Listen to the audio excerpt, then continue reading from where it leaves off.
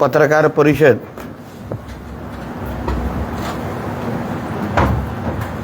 काही दिवसापासून आमच्या देवगड तालुक्यामध्ये काही ग्रामसभा किंवा काही गावांमध्ये इंदळे मुंडगे अशा काही आमच्या गावामध्ये बैठका होत आहेत आणि लोकांमध्ये एक संभ्रमाचं वातावरण तयार करण्याचा प्रयत्न होतोय। मी स्वतः या भागाचा लोकप्रतिनिधी आमदार आहे। ज्या गावांमध्ये ज्या बैठका होत आहेत तिथले जिल्हा परिषद सदस्य आमचे भाई पारकरजी आहेत, पंचायत समिती सदस्य आमच्या सदा ओगले जी आहेत आणि ज्या जनतेने आम्हाला निवडून दिलेलं आहे त्या जनतेशी आम्ही बांधील आहोत, कारण का आम्ही त्यांचे सेवक आहोत आणि आमच्या जनतेला कुठल्याही पद्धतीने त्रास होत असेल, कुठलाही संभ्रम असेल, गैरसमज असेल तर तो दूर करणं हे आमचं कर्तव्य म्हणून मी आज ही पत्रकार परिषद आम्ही घेतो आहे। मी राज्य सरकारचा प्रतिनिधी म्हणून, कॅबिनेट मंत्री म्हणून आणि या जिल्ह्याचा पालकमंत्री म्हणून पण माझ्या जनतेशी संवाद साधण्याच्या निमित्ताने आज आपल्या सगळ्यांना बोलवलेलं आहे। मुळामध्ये ज्या निमित्ताने आमच्या जनतेमध्ये संभ्रम निर्माण केला जातोय की असा कुठला तरी न्यूक्लिअर प्रकल्प आमच्या देवगड तालुक्यामध्ये येणार आहे ज्याच्यामुळे आंबा, काजू सगळं नष्ट होणार आहे, सगळं राख रंगोळी होणार आहे, अशा पद्धतीची भाषणं आणि अशा पद्धतीची संभाषणं गावा पातळीवरच्या बैठकीमध्ये होत आहेत। मुळात या जिल्ह्याचा पालकमंत्री म्हणून माझ्याबरोबर जिल्ह्याच्या जिल्हाधिकारी गोडमिसे मॅडम असतील, तिकडचे जिल्हा परिषद, पंचायत समिती सगळेच आम्ही लोक मुळामध्ये ह्या प्रकल्पाची माहिती आत्तापर्यंत आमच्या कोणाकडेच आलेली नाही। याबद्दल नेमकं तो प्रकल्प काय आहे, कुठल्या आकाराचा आहे, कुठल्या पद्धतीचा आहे, नेमकं त्या प्रकल्पामध्ये काय होणार आहे ह्याची माहिती आम्हाला कोणाकडेच नाही। आपल्या माध्यमातून कोणीही कलेक्टर मॅडमकडे आता गेलात किंवा जे ग्रामस्थ तिथे येऊन किंवा जे काही मुंबईचे लोक येत आहेत, काही भारताविरोधात काही जे शक्ती काम करतात, कोकण विरोधात जे काही शक्ती काम करतात, ज्यांना बाहेरच्या देशातून पैसे दिले जातात की भारताविरोधात तुम्ही असं कुठलाही विकासात्मक काम होत असेल तर त्याला विरोध करण्यासाठी ह्या लोकांना पगार दिला जातो, ते काही लोक माझ्या देवगडमध्ये फिरायला सुरू झालेले आहेत। त्याचा मुळात त्यांना मी सांगेन, जे माझी पत्रकार परिषद 100% ऐकत असतील किंवा नंतर तरी ऐकतील, तर तुम्हाला सगळ्यांना मी आवाहन करीन, आपण कृपया जिल्हा प्रशासनाचे प्रमुख म्हणून आमच्या जिल्हाधिकारी मॅडमकडे जावा। आम्ही भारतीय जनता पक्षाचे कार्यकर्ते आहोत म्हणून कदाचित तुम्हाला आमच्याशी बोलण्यासाठी किंतु परंतु असेल, पण तुम्ही आमच्या जिल्हाधिकारीकडे जावा, मॅडमला विचारा, बाबा होणाऱ्या प्रकल्पाबाबतीमध्ये तुम्हाला काय माहिती आहे का, हा प्रकल्प कसा आहे ह्याची काय थोडी तरी माहिती राज्य सरकारकडून आली आहे का, आणि त्यांचं जे उत्तर येईल त्याच्यावर आपण पुढचं बोलू। पण मुळामध्ये ज्या प्रकल्पाची माहिती कोणालाच नाही, कोणाकडेच नाही, त्या बाबतीमध्ये आमच्या शांत आणि समृद्ध असलेला आमच्या देवगड तालुक्याचं वातावरण का खराब केलं जात आहे हा प्रश्न मला त्या सगळ्या जणांना विचारायचा। आमच्या हिंदळेगाव, मुनगेगाव, आता मी ऐकलंय कुणकेश्वरला पण मेसेजेस व्हॉट्सॲपवर येत आहेत. त्या आमच्या साध्या ग्रामस्थ लोकांना उगाच त्रास देऊन माती भडकवण्याचे जे कार्यक्रम जे सुरू आहेत, मग त्या आमच्या सरपंच महोदयांना, ग्रामसेवकांना, जे काही जबाबदार लोक, गावप्रमुख असतील, जे जबाबदार लोक त्या गावातले असतील, त्यांना मी या निमित्ताने मी आवाहन करेन. मी स्वतः त्या गावांमध्ये आम्ही सगळेजण जाणार आहोत. कारण का आमच्यासाठी देवगड आमच्या हृदयात आहे. आमच्या सगळ्यांचं अस्तित्वच की हे देवगडचे लोकप्रतिनिधी आहेत. देवगडचा हा आमदार आहे. देवगडचा हा त्याच्या भागाचा जिल्हा परिषद पंचायत समिती, ही आमची ओळख आहे. आणि आमच्या देवगडकडे अगर कोण आमची देवगडची कोण राख रंगोळी करायचा प्रयत्न पण करत आहे, किंवा जवळपास पण येत असेल ना, तर त्याला मीच सोडणार नाही. देवगडमध्ये जवळपास पण फिरायला देणार नाही. आणि नितेश राणे तुमचा लोकप्रतिनिधी आहे. राणे साहेब स्वतः या भागाचे खासदार आहेत. देवेंद्र फडणवीस साहेब ह्या राज्याचे मुख्यमंत्री आहेत. आम्ही सगळे लोकांमध्ये निवडून आलेले सगळे लोक आहोत. 3-3, 4-4 वेळा निवडून येतो. आम्ही आमच्या देवगडच्या विकासासाठी शासनाच्या निधीच्या पलीकडे जाऊन काम करणाऱ्यापैकी मी एक कार्यकर्ता आहे. आणि मी माझ्या देवगडवर कोणालाही वाकड्या नजरेने बघायला देईन का? आमच्या गोगटे साहेब आहेत. आप्पासाहेब गोगटे साहेबांपासून आतापर्यंत हे कुटुंब कधी देवगडच्या इकडे कोणाला वाईट व्हायला देईल का? ओगलेजींचं कुटुंब आहे. आम्ही सगळेजण ज्या देवगडमुळे आमचं अस्तित्व आहे, त्या देवगडकडे कोणालाच वाईट नजरेने बघायला देणार नाही. म्हणून जे आमच्या देवगडमध्ये फिरून हे माती भडकवण्याचा प्रयत्न करतायत, त्यांना मी आत्ताच सांगेन की कोणीही आमच्या देवगडमध्ये येऊ नका, अशा पद्धतीची माती भडकवू नका. कोणाला बोलायचं असेल तर आमची दारं उघडी आहेत. माझ्याशी फोनवर सगळे बोलतात, आमच्याशी संपर्क साधतात. काही ग्रामसभेना स्वतः भाई पारकर जिल्हा परिषद सदस्य म्हणून गेले आहेत, आमचे ओगले साहेब केले, ते स्वतः बोलले चला आपण पालकमंत्र्यांकडे जाऊ, चला आपण जिल्हाधिकाऱ्यांकडे जाऊ. काही लोकांना जिल्हाधिकाऱ्याकडे हे घेऊन पण गेले. काय बोललाय विचारा आहे ना, जिल्हाधिकारी स्पष्ट बोलले मलाही काय माहीत नाही. आणि काही लोक अगर तिथे येऊन काही मोजणी बिजणीचे काही प्रकार करत आहेत, ते पण मी जिल्हाधिकाऱ्यांना सांगितलं आपल्या मर्जीच्या शिवाय कोणालाच तिथे फिरकायला द्यायचं नाही. मी स्वतः या खात्याच्या ज्या ACS आहेत, सचिव आहेत, आबा शुक्ला मॅडम, मी स्वतः त्यांना सांगितलेलं आहे की मॅडम जोपर्यंत जे पण तुम्ही इथे रोजगार निर्मितीसाठी आणू पाहताय, उद्या सोलारचा प्रकल्प असू शकतो, उद्या पवनचक्कीचा प्रकल्प असू शकतो, कुठलाही असू दे, आम्हाला कोणालाच माहित नाही ना कुठला प्रकल्प आहे आज. पण त्या प्रकल्पाची एकदा आपण सगळ्या जणांनी माहिती घेतल्यानंतर मग तेव्हा भूमिका घेऊ ना. आम्ही सगळ्यांबरोबर आहोत, तेव्हा भूमिका घेऊ. द्यायला लावू प्रेझेंटेशन आपल्याला. त्याला सांगा एक मोठी स्क्रीन मी लावतो, देवगड तालुका म्हणून ते 4-5 गावामध्ये एकत्र बसून आपण स्क्रीनवर बघू. संबंधित लोकांना आपल्याला समजवायला सांगू की बाबा ह्या प्रकल्पाचा असा अर्थ आहे, हे प्रकल्पाने असं होणार आहे, एवढी गुंतवणूक होणार आहे, एवढा रोजगार होणार आहे, पर्यावरणाच्या बाबतीमध्ये ही भूमिका आहे. ऐकून तरी घेऊ. आणि न्यूक्लियर कुठल्याही पद्धतीचा पर्यावरणाला हानी असलेला प्रकल्प आपण ह्या देवगड काय, सिंधुदुर्ग काय, कोकणामध्ये यायला देणार नाही. आम्ही स्पष्ट भूमिका आहे आमची. पण न ऐकल्याशिवाय, न माहिती घेतल्याशिवाय अजूनपर्यंत सगळे ब्लँक आहेत, डोळ्यावर आमच्या पट्टी आहे. ऐकल्यानंतर भूमिका घेऊ. ग्रामसभेमध्ये आम्हीही तुमच्याबरोबर बसतो, आपण सगळेजण एकत्र बसून. पाहिजे तर मुंबई मंडळाच्या लोकांना एकत्र घ्या, त्यांना एवढी चिंता असेल तर आपण बसू.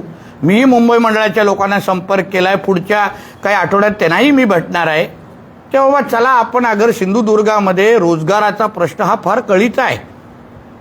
आज बघा शिवळच्या त्या जमिनीवर काहीच होत नाही, काहीच झालेलं नाही. शिवळ मोठे राणेसाहेब आणत होते तेव्हा विरोध झाला, लोकप्रतिनिधी त्यांच्या विरुद्ध निवडून आले.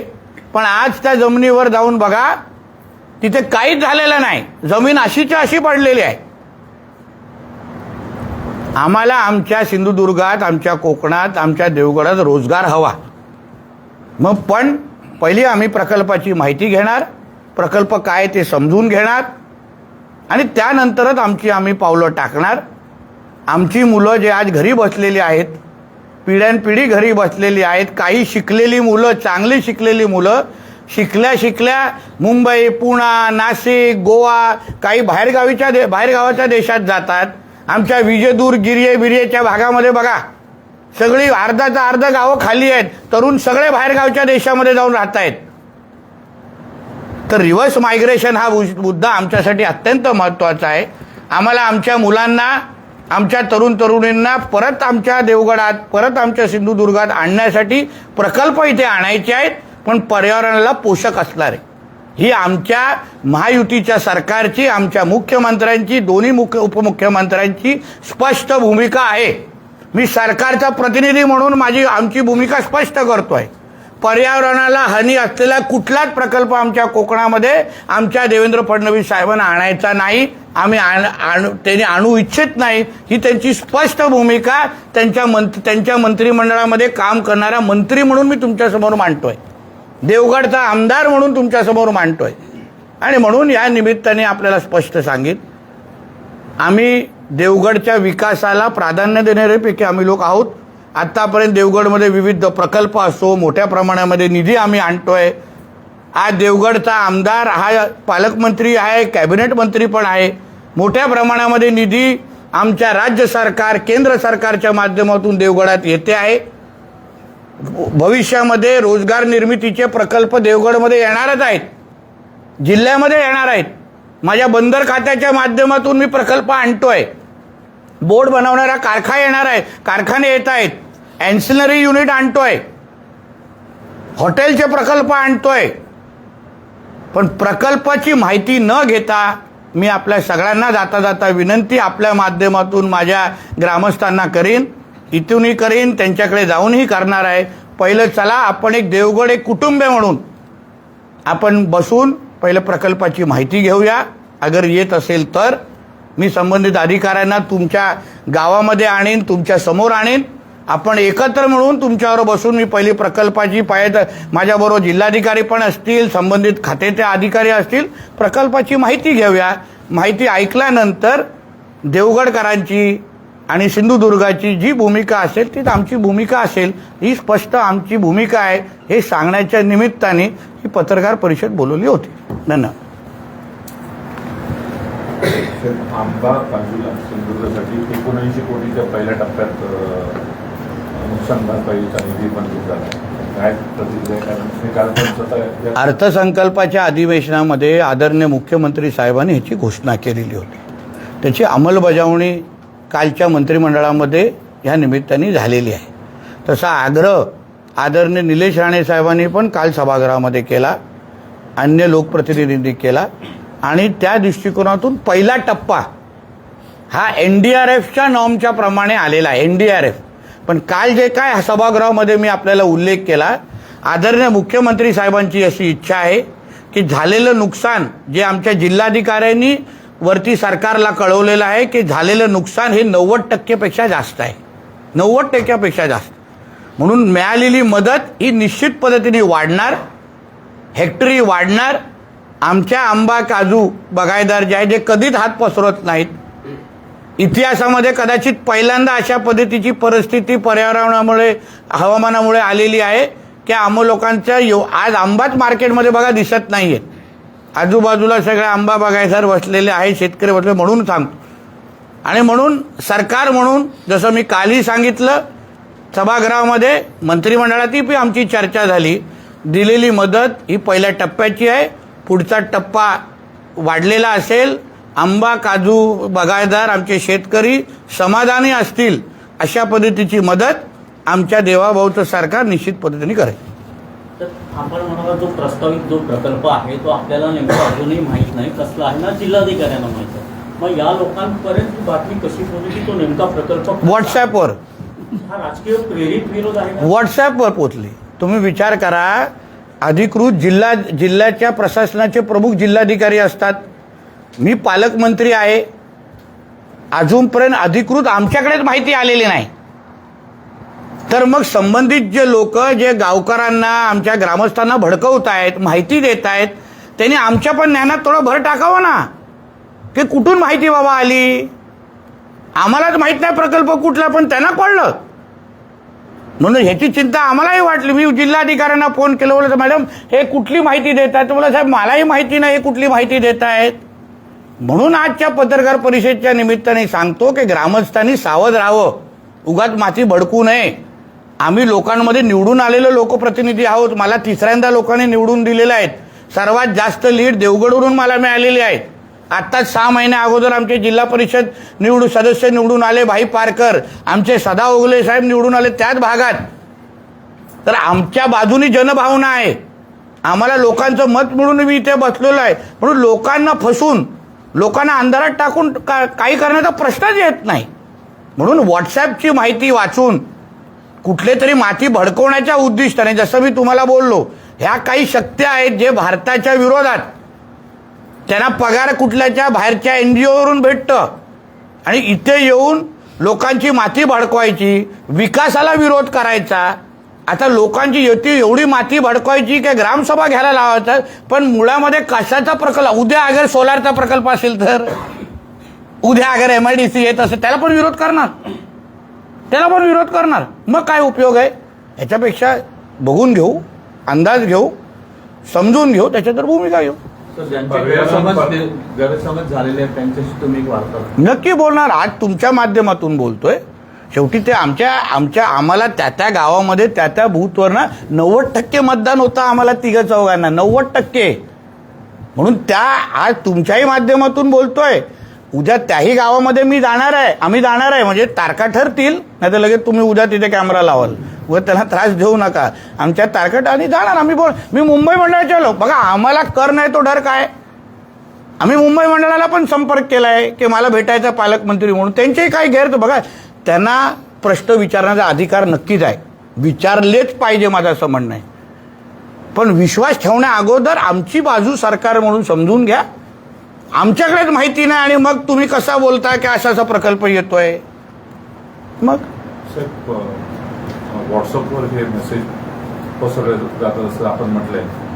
खरं तर आंबा हा इथला पोटेन्शियल मानला जातो आणि त्या दृष्टीने आपण प्रयत्न करताय की जगभरातला हापूस आंबा पोहोचवण्यासाठी पर्यावरणपूरक काही प्रकल्प जर असतील सुटेबल, तर त्या दृष्टीने ह्या भागात डेव्हलपमेंट करण्यासाठी आपले काय प्रयत्न असणार. नक्की. कसं बोललो मी तुम्हाला, बंदर खात्याच्या माध्यमातून बोटचा बनवण्याचा कारखाना आणतोय मी. काही हॉटेलचे प्रकल्प इथे मी आणतोय. काही दुसरे अन्य प्रकल्प आदरणीय फडणवीस साहेबांच्या माध्यमातून आमच्या जिल्ह्यामध्ये येऊ पाहतायत. पर्यावरणाला कुठलाही 1% नुकसान न ठेवता. आता मायनिंग विरोधात भूमिका ह्याच नितेश राणेंनी घेतली त्या दिवशी आसगावमध्ये. आमची सरकारचीच भूमिका आहे. नितेश राणे सोडलं तर सरकारला रोजगार पण निर्मिती करायची. आमची मुलं जी पिढ्यानपिढी जे घरी बसतात, नाईलाजाने मुंबई पुण्याला जातात, आई वडिलांची लांब जाऊन तिथे भाड्याच्या घरावर राहतात, त्यांना विचारायला येत नाही कोण, तेव्हा हे विरोध करणारे. मग आमच्या जिल्ह्याचं, आमच्या मातीचं का तुम्ही नुकसान करतात, का गोष्ट नुकसान करताय. आज आंबा काजूबद्दल तुम्ही बोला, चला आज पर्यावरणाबद्दल हवामानामुळे नुकसान आहे. आम्ही बारामती ॲग्रो बरोबर AIच्या माध्यमातून आम्ही त्याच्यावर कार्यक्रम जाहीर करतोय. पुढच्या वर्षी बघा दुपटीने उत्पादन वाढेल आमच्या लोकांचं. आम्ही AIच्या माध्यमातून मदत करतो. आम्ही सगळेजण जिल्हा नियोजनातून मी त्याला 4 कोटी पण देतोय. म्हणून आम्ही पर्यावरणाला पोषक आणि इकडचं अर्थकारण आणि दरडोई उत्पन्न दुप्पट करण्याच्या दृष्टिकोनातून आमच्या हालचाली आहेत. कुठलाच इकडच्या लोकांच्या म्हणजे पर्यावरणाच्या विरोधात जाण्याची आमच्या कोणाची इच्छा नाही, मानसिकता नाही आणि आमच्या सरकारची भूमिका नाही. तर तुम्ही सांगते अणुऊर्जा प्रकल्प कुठल्याही परिस्थितीत मी आणायला देणार नाही, मग तरी पण मग हा लोकांचा विरोध का, म्हणजे याच्या मागचं नेमकं कारण काय असं आपल्याला वाटतं. तेच तर बोललो ना बाबा, ही जी काही गैरसमज पसरवण्याची तुम्ही स्पष्ट करता की मी अणुऊर्जा प्रकल्प यायला देणार नाही. पर्यावरणाला हानी असलेला कुठलाच प्रकल्प, फाणू सोडून द्या तुम्ही, कुठलाच प्रकल्प ज्याच्यामुळे पर्यावरणाला हानी पोचेल, आमच्या आंबा काजू जे काय आमचं जे हिरवगार जे तुम्हाला देवगड दिसतं त्याला हात लागेल असा कुठलाच प्रकल्प इथे येत नाहीये. मी जबाबदारीने तुम्हाला सांगतो. तुमच्याकडे माझ्या लाईव्ह चालू आहे, व्हिडिओ फिरणार, सोशल मीडियाचा जमाना आहे, म्हणून त्याची कुठलीच तुम्ही चिंता, मी जबाबदारीने तुम्हाला सांगतोय. फक्त इथलं वातावरण खराब करायचं, हा व्हॉट्सॲपवर काहीतरी वाचायचं आणि आमच्या लोकांच्यावर. त्या दिवशी हे गेलेलं ना बैठकांसाठी, पंचायत समिती सदस्य, जिल्हा परिषद गेलेले, ह्यांनी तीच भूमिका घेतली. अरे बाबा, पालकमंत्र्यांशी बोलू तरी, मग त्याच्यानंतर भूमिका घेऊ. फक्त वातावरण खराब करणं एवढं उद्दिष्ट आहे, बाकी काहीच नाही. शेवटी आता आमच्या विरोधकांना इथे आमच्या विरोधात मुद्दाच नाही, उरले सुरले सगळे आम्ही पक्षामध्ये साफ करत घेतोय. मग बाबा काही ना काहीतरी असे मुद्दे उचलायचे. मध्ये नाही ते राजू शेट्टींना आणून म्हणजे भाड्यावर आणलं आणि इथे फिरवायला लावलं. इथले सगळेच उबाटावाले झोपलेले आहेत ना, म्हणजे स्वतःमध्ये क्षमता नाही. तोच प्रकार आहे.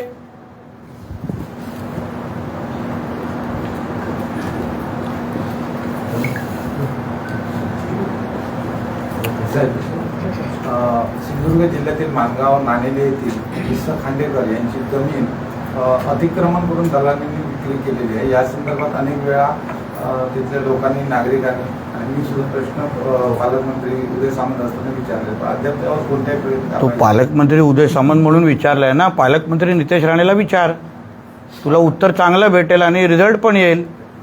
हां, तो आता मला ते निवेदन हे झाल्यानंतर तू दे आणि मी तुला जी मदत करायची हक्काने करतो. आमच्या लोकांची काळजी घ्यायला मला येते. प्रश्न होता. मग आतापर्यंत काय होतं? अराजकीय होता आता. दानवे जे आहे, हां, दानवे खूप दानवे आहेत आपल्याकडे. असं बोल ना, आमच्याकडे पण दानवे साहेब आहेत, आमचे लीडर आहेत, ते माजी प्रदेश अध्यक्ष आहेत. त्यांनी महायुतीसोबत जिल्हा बँक निवडणुकीमध्ये ते गेलेले आहेत आणि एक नवीन पर्वाची सुरुवात मानायला. अहो साहेब, मी त्या दिवशी पण बोललो ना, उबाटामध्ये हम दो हमारे दोत राहणार आहे, बाकी सगळं साफ आहे. शेवटी त्या पक्षामध्ये राहण्याचं, त्या गटामध्ये, पक्ष तर फार मोठा असतो, त्या गटामध्ये, बचत गटामध्ये, आमच्या जसं त्या दिवशी मुंबई मंडळामध्ये जास्त लोक असतात, जेवढे आज उबाटामध्ये आहेत. आणि म्हणून त्यांच्याकडे ठाकरेंच्या नेतृत्वाखाली काम करण्याला कोणाचीच इच्छा नसल्यामुळे हे आता जवळचे लोक रस्ता शोधत आहेत. शेवटी त्यांनाही त्यांच्या स्वतःच्या भविष्याची चिंता आहे. अंबादास दानवे हे ताकदीचे नेते आहेत आणि म्हणून ते त्यांच्या भविष्यासाठी महायुतीकडे आणि आदरणीय देवाभाऊच्या नेतृत्वाच्या महाराष्ट्रामध्ये काम करायची त्यांची इच्छा असेल तर त्यांचं स्वागतच आहे. साहेब, देवगड तालुक्यातील काही बागायतदारांनी काही दिवसापूर्वी एक बैठक घेतली, तेव्हा असं म्हटलं की 3 जुलैला आम्ही जलसमाधी आंदोलन करणार आहोत. कशाबद्दल? याच आंबा काजू बागायत. आता कदाचित ही पत्रकार परिषद बघितल्यानंतर त्यांनी तसा त्रास करू नये.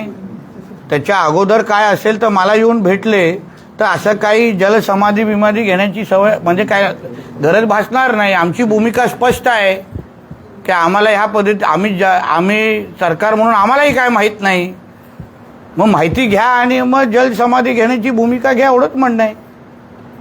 सर, काही दिवसापूर्वी जो पांढऱ्या पक्षाचा मोर्चा लागला होता त्यावरनं जैन समाजाच्या मुलींनी राज ठाकरेंची भेट घेतली. हो, तर काय करायचं मग? मी काय करू? मग आता जैन समाजाच्या लोकांना जसं राजसाहेब भेटले तर कधीतरी मुल्ला मौलवींना पण भेटलं पाहिजे. जे रस्त्यावर जे डुंगणं वरती करतात त्याबद्दल कधीतरी भूमिका घ्या. त्यांनाही सांगा ना, ते गॅस सिलेंडरवरती काढू नका. जैन मुनी असतील, हिंदू समाज असतील, लगेच भूमिका घेतात. पण कधी त्या लोकांना सांगत नाही रस्त्यावरचे डुंगणं वरती करायचं बंद करा, लोकांना त्रास होतो. ती सांगण्याची भूमिका भारतीय जनता पक्षामध्ये आहे. हिंमत भारतीय जनता पक्षामध्ये, अजून कोणामध्ये राहिलेली नाही. आता तर त्यांनाच उद्देशून राज ठाकरेंनी असं म्हटलंय, तुम्ही राजकीय पक्षांच्या नादी लागून डोके भडकवू नका, असं एक वक्तव्य त्यांनी त्या भेटीदरम्यान व्यक्त केलं. असं म्हणणं आहे ना, जी धमकीची किंवा जे काय भाषा जैन मुनींच्या समोर होते ती कधीतरी मुल्ला मौलवींच्या समोर केलं पाहिजे ना. आता काही दिवसा अगोदर तो कोण सज्जाद नोमानी किंवा कुठल्या तरी मौलवीनी की जिहाद हा एकमेव पर्याय सांगितला का, तेव्हा का बोलले नाही हे लोकांमध्ये कोण? का त्या लोकांना राग दाखवला नाही? का त्या लोकांना दम दिला नाही की जिहाद करण्यामध्ये म्हणजे काय? असं बोलण्याची भूमिका ठेवा, हिंमत ठेवा ना. मोहम्मद अली रोड आणि भैरमपाड्यामध्ये जाऊन बोला. नेहमी जैन समाजाला, नेहमी हिंदू समाजाला, गरीब हिंदूंना का टार्गेट केलं जात आहे? के मुल्ले मौलवी काय टॅक्स फ्री आहेत का त्यांच्यासाठी?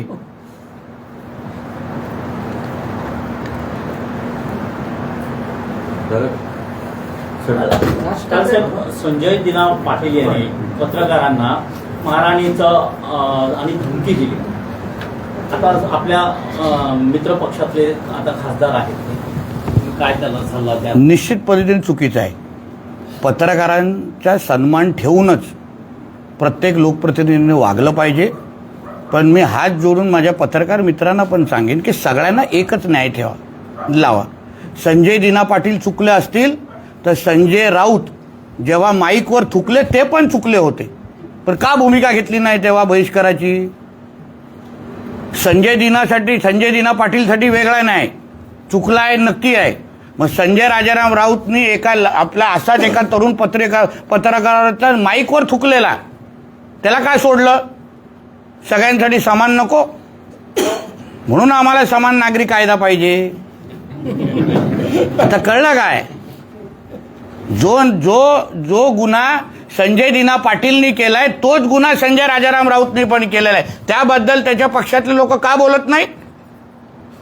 आमच्या देवेंद्र फडणवीस साहेबांनी, एकनाथ शिंदे साहेबांनी नाही बाजू घेतली संजय दिना पाटीलची, टीका केली. आमच्या सीएम साहेबांनी तर नाराजगी व्यक्त केली एकनाथ शिंदे साहेबांकडे की हा असं खासदार वागणं बरोबर नाही. मग संजय राऊत जेव्हा एका तरुण पत्रकाराच्या माईकवर थुकलेला तेव्हा महाविकास आघाडीच्या लोकांनी त्याला का नाही बोललं? सगळ्यांना समान कायदा असला पाहिजे ना. मग राज ठाकरे या संदर्भात असं म्हणतात की बॉम्ब फोडेल आणि 5 खून केले असं तो म्हणतोय, तर मग त्याच्यासाठी चौकशी का होत नाही असं ते म्हणतात. अहो पण तेच संजय राजाराम राऊतला का विचारत नाही? माझी भूमिका समजून घ्या. पत्रकार म्हणून पण तुम्ही लोकांनी सगळ्यांना समान कायदा, समान नियम लावले ना, तर तुम्हाला त्रास होणार नाही. एका संजय राजाराम राऊतला अगर तेव्हा थांबवला असता, दुसरा संजय दिना पाटील जन्माला आलाच नसता. नाव पण संजयच आहे. म्हणून नियम प्रत्येकाला एकच लावा, एवढं तुम्हाला सगळ्या पत्रकारांना हात जोडून विनंती आहे. ऑपरेशन 2.0 6 खासदारांचं सक्सेस झाल्यानंतर ऑपरेशन 3.0 सुरू झालेलं आहे. उभाट्याचे 12 ते 14 खासदार फुटीच्या मार्गावर आहेत. आमदार आता ते ज्यांना जे ऑपरेशन करतात त्यांना विचारा. ना मी डॉक्टर, ना मी मुन्नाभाई MBBS, तुम्हाला काय विचारताय तुम्ही? आणि कुठलाही ऑपरेशन सक्सेसफुल करायचं असेल तर आमच्या देवाभाऊचा आशीर्वाद घ्यायलाच लागतो.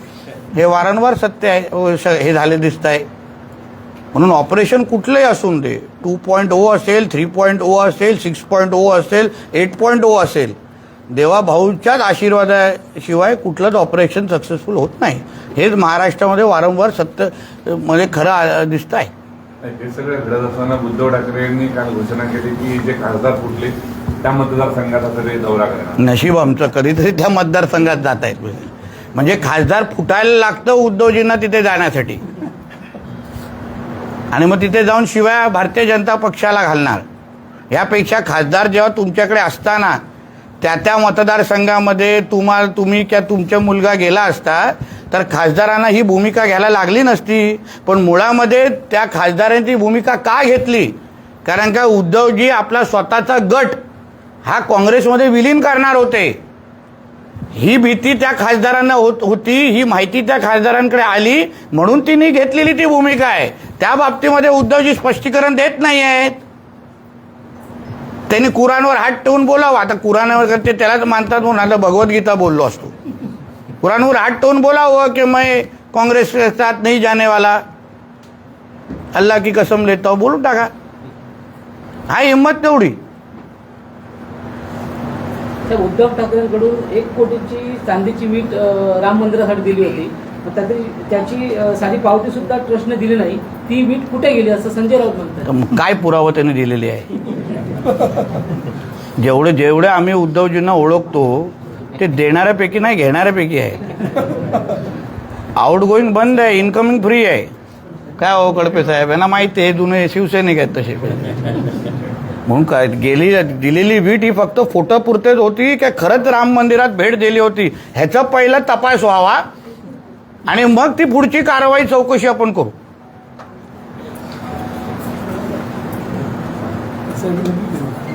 देवगडचे काही स्थानिक पत्रकारांनी विचारलं तर काय हरकत नाही. काय हो आयो गावकर साहेब विचारावं काहीतरी. समाधान व्यवस्थित ना, बस तुम्हाला पण प्राधान्य दिलं पाहिजे ना. कुलकर्णी साहेब विचारावं असं काय. हे काय हे पुढचे फुलपाखरू आहेत, कुठे दुसरीकडे जाणार. पुन्हा आम्ही काय करू, सुरुवातीला शांत होतो. ते तुमच्याकडे बाल्कनी व्ह्यूनी बघतायत मागून. बोले सर, आपके चुनाव क्षेत्र विधानसभा क्षेत्र में कुछ भारत विरोधी शक्तियां कार्यरत हुई है, किस बारे में वो कार्यरत हुई है और आपको क्या?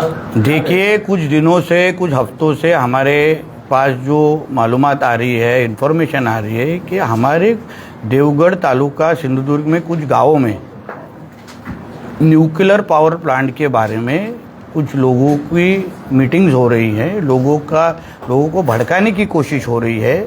आज तक गार्डियन मिनिस्टर के नाते, हमारे कलेक्टर मैडम के पास और गार्डियन मिनिस्टर के नाते हमारे पास कोई भी ऐसी इन्फॉर्मेशन नहीं है कि किस टाइप का प्रोजेक्ट हमारे देवगढ़ सिंधुदुर्ग में आने वाला है.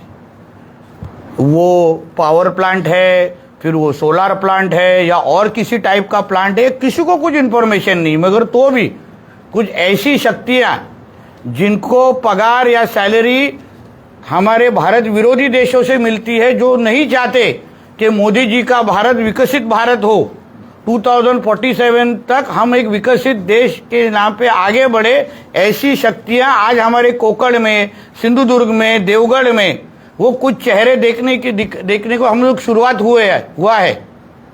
पुलिस ने आइडेंटिफाई किया है, इन्वेस्टिगेशन एजेंसी ने आइडेंटिफाई किया. जब भी ऐसा कोई भी विकास करने का प्रोजेक्ट, डेवलपमेंट ओरिएंटेड प्रोजेक्ट हमारे कोकण में आता है, तभी ये शक्तियां हमारे यहाँ पे दिखती हैं जो बाहर से फंडेड है. उन शक्तियों को हम लोग उन चेहरों को हम लोगों ने आइडेंटिफाई किया है. हम उनको इस तरीके का कोई भी डेवलपमेंट विरोधी भूमिका लेने देंगे नहीं. जो कोई भी प्रोजेक्ट आएगा, हम यहाँ के लोगों को विश्वास में लेने के बाद ही, सब इन्फॉर्मेशन लेने के बाद ही हम उसका आगे का कदम डालने वाले हैं. इसलिए हम भी लोगों में चुन के आने वाले, 3 बार मैं लोगों में चुन के आया हूँ. सबसे ज़्यादा मेजोरिटी मेरे को देवगढ़ तालुका से हमेशा मिलती है. तो इसलिए मैं लोगों का रिप्रेजेंटेटिव हूँ, MLA हूँ. हमारे माध्यम से हम हमारे लोगों का जो हित है, जिससे हमारे देवगढ़ का, सिंधुदुर्ग का, महाराष्ट्र का भविष्य बने, जो इच्छा हमारे देवेंद्र फडणवीस जी के भी सरकार की है, वही प्रोजेक्ट हमारे देवगढ़ में, सिंधुदुर्ग में आएगा. ये विश्वास आपके माध्यम से लोगों को दिलाना चाहता हूँ. साहेब, 2 दिवसांपूर्वी सावंतवाडी शहरामध्ये 3 काश्मीरी, एक महिला आणि 2 पुरुष पैशाची मागणी करताना फिरत होते आणि हिंदुत्ववादी कार्यकर्त्यांना पकडलं आणि पोलिसांच्या ताब्यात दिलं. पोलिसांनी त्यांची चौकशी केली आहे आणि असं आता माहिती मिळते की त्यांना काश्मीरला पुन्हा पाठवून पूर्ण त्यांची चौकशी करणार. ती माहिती आमच्या हिंदुत्ववादी कार्यकर्त्यांच्या माध्यमातून माझ्यापर्यंत आली. मी SPंना फोन केला की हे जे कोण जिहादी मानसिकतेचे आमच्याकडे ये आले असतील, त्यांना त्यांची पॅकिंग करा आणि त्यांना तो पार्सल इथून बाहेर ती घाण पाठवून द्या. आमच्या हिंदुत्वाचं सरकार असतेपर्यंत अशा पद्धतीचे कुठलीच घाण जिहादींची मी माझ्या सिंधुदुर्गात पाऊल टाकायला देणार नाही. ज्यांना भीक मागायचं असेल तरी पाकिस्तानात निघून जावं. माझ्या सिंधुदुर्गात पाऊल टाकण्याची हिंमत पण करू नये, नाही तर पुढच्या वेळी एका पायावर जाणार नाही एवढी काळजी घेईन. आता तरी गाडीत बसून पाठवलंय, पुढच्या वेळी तांगड्या हातात काढेन आणि हातात देईन आणि पाठवून देईन त्यांना इथून. म्हणून परत ही हिंमत कोणी माझ्या सिंधुदुर्गात येण्याची करू नये, एवढं आपल्या माध्यमातून त्यांना सांगेन, ऐकत असतील तर. धन्यवाद, शुभेच्छा. एक आपल्याला काय